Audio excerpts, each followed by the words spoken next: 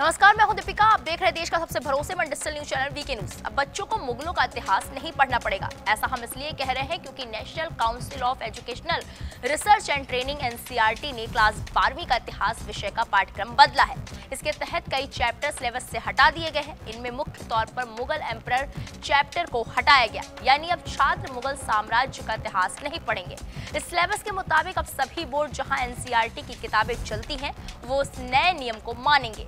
मुख्य तौर पर CBSE बोर्ड के सिलेबस में बदलाव होगा। इसके अलावा यूपी बोर्ड में भी कई NCERT की किताबें इंट्रोड्यूस की गई हैं, वहां भी ये बदलाव लागू होगा। बता दें कि ये बदलाव एकेडमिक सेशन 2023-24 से लागू होगा। अपडेटेड क्यूरिकुलम के मुताबिक NCERT ने किंग्स एंड क्रॉनिकल्स मुगल दरबार इतिहास की किताब themes of Indian history part 2 से हटा दिए हैं। इतना ही नहीं, हिस्ट्री के साथ ही NCERT ने सिविक्स के सिलेबस में भी बदलाव किया है। विश्व राजनीति में अमेरिकी आधिपत्य और द कोल्ड वॉर एरा जैसे चैप्टर हटा दिए गए हैं। इसके अलावा कक्षा 12वीं की स्वतंत्रता के बाद भारतीय राजनीति पाठ्य पुस्तक से लोकप्रिय आंदोलनों का उदय और एक दलीय प्रभुत्व का युग अध्याय हटाए गए हैं।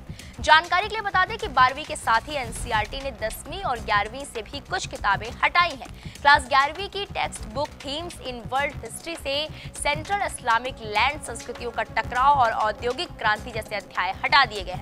मीडिया रिपोर्ट्स के मुताबिक इसी तरह कक्षा 10वीं की पाठ्य पुस्तक लोकतांत्रिक राजनीति पार्ट 2 से लोकतंत्र और विविधता, लोकप्रिय संघर्ष और आंदोलन, लोकतंत्र की चुनौतियां पर अध्याय हटा दिए गए हैं। वहीं उत्तर प्रदेश बोर्ड सेक्रेटरी दिव्यकांत शुक्ल ने इन बदलावों को कंफर्म करते हुए ये कहा है कि नए सिलेबस को यूपी बोर्ड सिलेबस 2023-24 में अपडेट कर दिया गया है। ये जल्द ही ऑफिशियल वेबसाइट पर ही उपलब्ध करा दिया जाएगा। इसके साथ ही नए सिलेबस के साथ किताबें बाजार में उपलब्ध करा दी गई। अब इस खबर पर आपकी क्या राय है, कमेंट बॉक्स में जाकर जरूर बताएं। बाकी बड़ी खबरों के लिए आप देखते रहें वीके न्यूज। नमस्कार। वीके न्यूज, राष्ट्र के नाम।